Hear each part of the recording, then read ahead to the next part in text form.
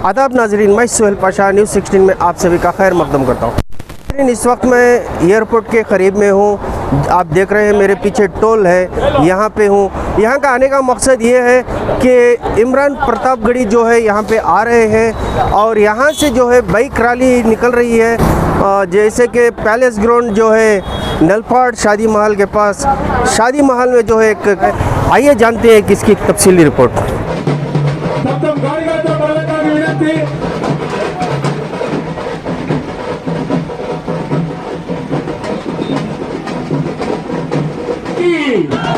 बोलो कांग्रेस पार्टी की, बोलो कांग्रेस पार्टी की।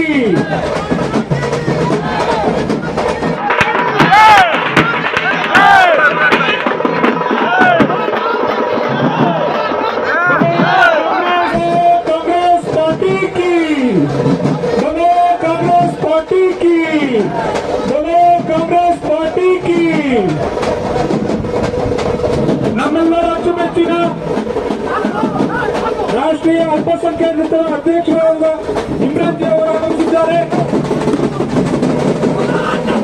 बोलो youth Congress, youth Congress, Congress party के, बोलो यूथ कांग्रेस के, बोलो इमरान भाई के, श्रीराम के।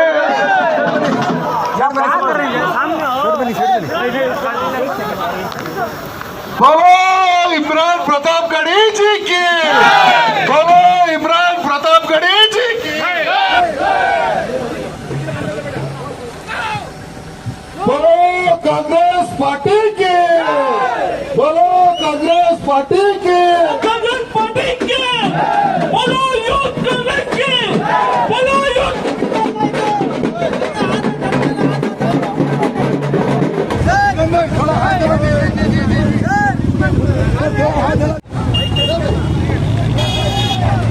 शानदार प्रोग्राम के लिए जिस तरह से बेंगलोर के लोग इस्तेमाल कर रहे हैं।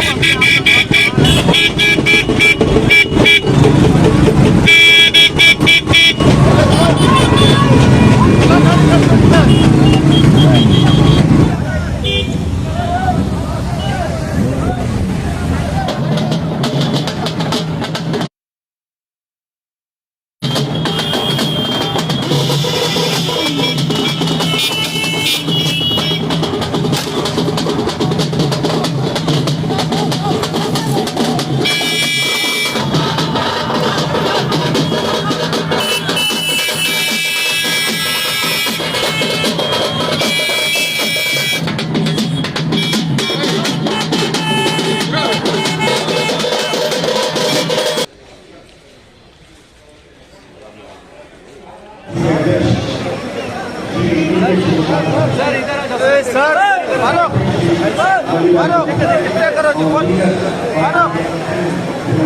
बोलो कांग्रेस पार्टी की, बोलो पीके जब्बार खान साहब की, मोहम्मद नलपाड़ के,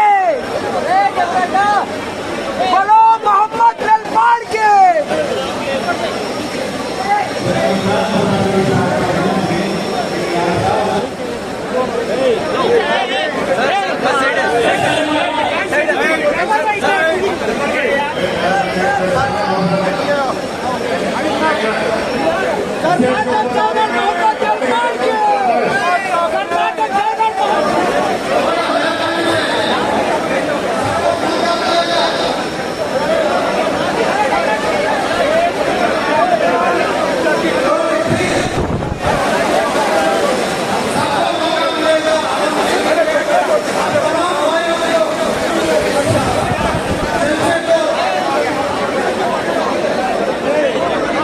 की अकलियतों के लिए हम लड़ रहे हैं, लेकिन आप मुझे बताओ, जब वर्ल्ड कप में पाकिस्तान से इंडिया मैच हार गई, खेल में हार जीत चलती रहती है, जब मोहम्मद शमी के बच्चों तक को गालियां दी जा रही थी, तो सिर्फ राहुल गांधी खड़े हुए, उन्होंने ऐलान ट्वीट करके कहा कि राहुल गांधी आपके साथ खड़ा है मोहम्मद शमी। जब विराट कोहली को गाली दी जा रही थी, तब राहुल गांधी उठे और उन्होंने कहा कि राहुल गांधी आपके साथ खड़ा है। मेरी आंखों ने देखा है कि सरहदों पर बैठे हुए, दिल्ली की सरहद पर बैठे हुए 400 से ज्यादा किसान शहीद हो चुके हैं, 400 से ज्यादा किसान शहीद हो चुके हैं, लेकिन इस देश के प्रधानमंत्री के कान पर जूं नहीं रेंग रही है, उन्हें सवाल तक पसंद नहीं आ रहा है। हमारे लखीमपुर में आपने देखा होगा उस दिन कि किसानों पर भारतीय जनता पार्टी के यूनियन मिनिस्टर के बेटे ने गाड़ी चढ़ा दी, पीछे से ला करके कुचल करके मार दिया, कोई खड़ा नहीं हुआ, प्रियंका गांधी खड़ी हुई। और मैंने देखा है, मैं उस समय मौजूद था, मेरी आंखें गवाह हैं कि जब लखनऊ से लखीमपुर की सड़कों पर प्रियंका जी निकली हैं, तो ऐसे भी लोग बीच में गुजरे जो हमें छोड़ के चले गए। खड़गे साहब यहाँ बैठे हैं, हमारे गार्जियन की तरह हैं, चंद लोग छोड़ के चले गए, कोई सिंधिया चले गए, कोई जतिन प्रसाद चले गए। मीडिया के साथियों ने मुझसे कहा कि इमरान साहब जो छोड़ के चले गए उन पर आप क्या कहते हैं? मैंने कहा इनका सवाल हमसे मत पूछिए, ये वो लोग हैं जिनके वालिदैन तक को कांग्रेस पार्टी ने अपने खून पसीने से सींचा है। आज अगर वो छोड़ के चले गए तो उनका सवाल हमसे नहीं, उनसे पूछिए। बेटा अगर बाप को छोड़ के चला जाए तो सवाल बाप से नहीं बल्कि बेटे से पूछा जाना चाहिए।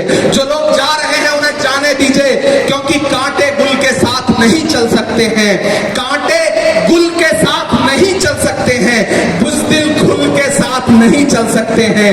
रास्ते में जो छोड़ गया उसे जाने दो, सब राहुल के साथ नहीं चल सकते हैं।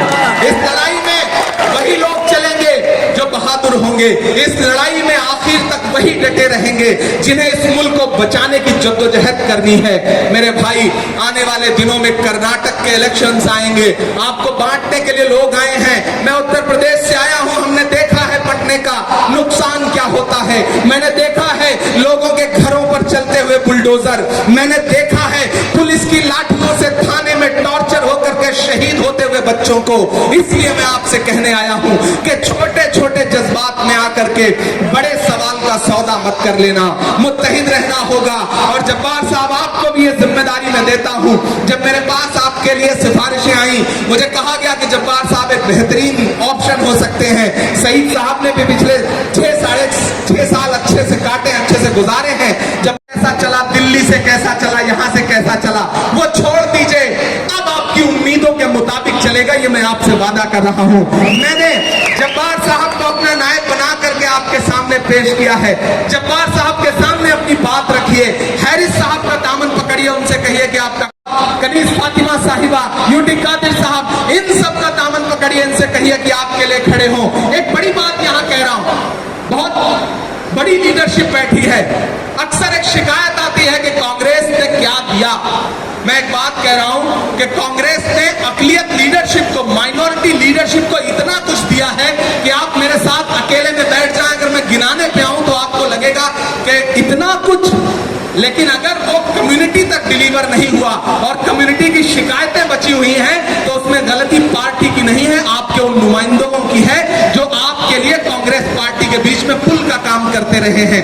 उनके भी दामन पकड़िए, उनसे भी कहिए कि हमारे लिए खड़े होइए। जब्बार साहब आपके साथ हैं, और जहां जब्बार साहब आपको मुतमईन नहीं कर पाते हैं, AICC में एक कमरा मेरा है, उसके दरवाजे आपके लिए हमेशा खुले हैं, आप कभी भी आ सकते हैं। मैं आपका बहुत शुक्रिया अदा करूंगा, हैरिस साहब का, मेरे नौजवान साथी हमारे नलपाड़ का, बहुत इन्होंने बड़ी मेहनत की, इनके लिए भी एक जोरदार ताली बजाएं।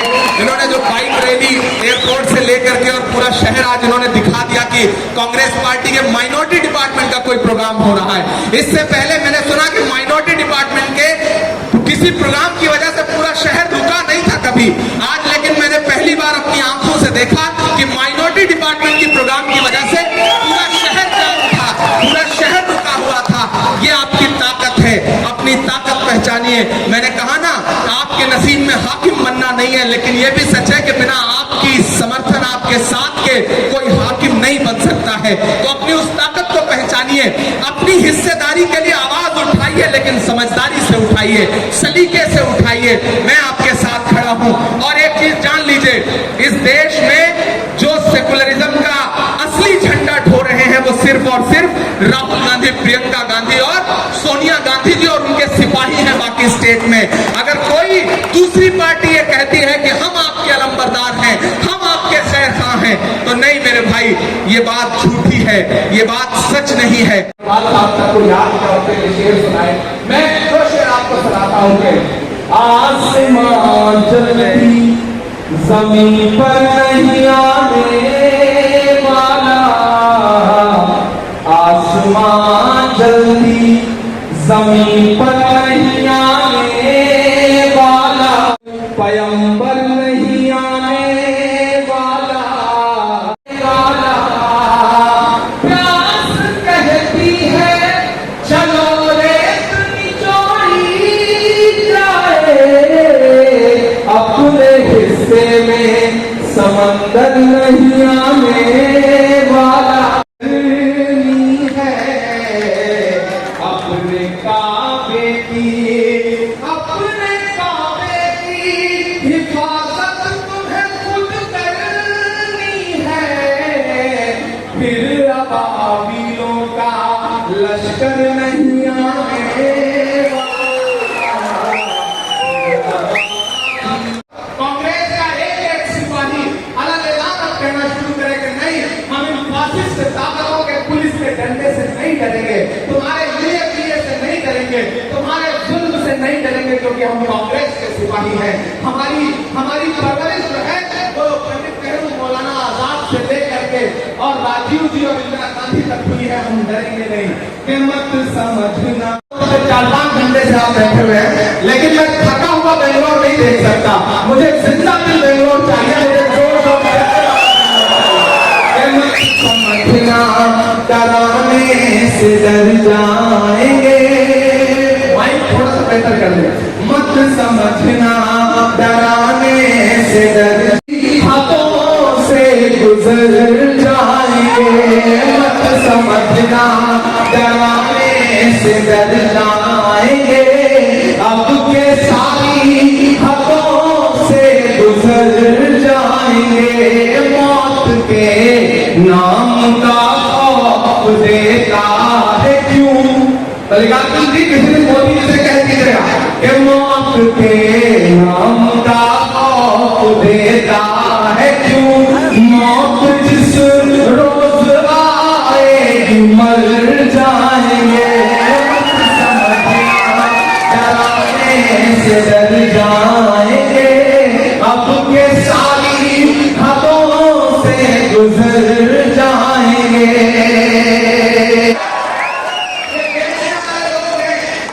नरेंद्र मोदी साहब कांग्रेस ने 70 साल में इतना कुछ बनाया है कि आप पिछले 7.5 साल में बेचते थक गए, लेकिन बेच नहीं पाती है, इतना कुछ बनाया है कांग्रेस पार्टी ने, इसे कांग्रेस ने बनाया है। सवाल तुमने भारत को दंगा ही दंगा दिया, अरे तो कांग्रेस का ठेका है, आपकी 2 लाइनें और यहाँ से लेकर वहां तक कांग्रेस का कोई सिपाही इसके एहतराम में, ये जो 3 रंग है झंडे में, इन 3 रंगों को मैं अपने एक हिस्से में शामिल करता हूँ। यहाँ से वहां तक एक आदमी तैयार रहेगा जो मैं दूसरा पढ़ने जा रहा हूँ कि हमने संगम दिया, आब गंगा दिया, तुमने भारत को दंगा ही दंगा दिया, तुमने एक रंग के ख्वाब देखे मगर, तुमने एक रंग के ख्वाब देखे मगर, हमने हिंदुस्तान को तिरंगा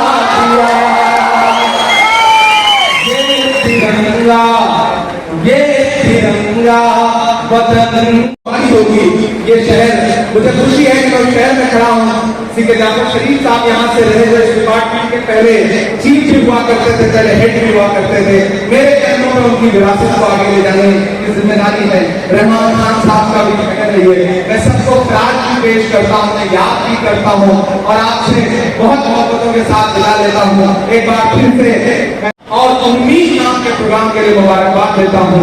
आने वाले दिनों में आपसे मुसलसल मुलाकातें होंगी। मैं सिर्फ बेंगलोर तक नहीं रुकूंगा, मैं इनके साथ कर्नाटक के अलग अलग इलाकों में, अलग अलग हलकों में जाऊंगा।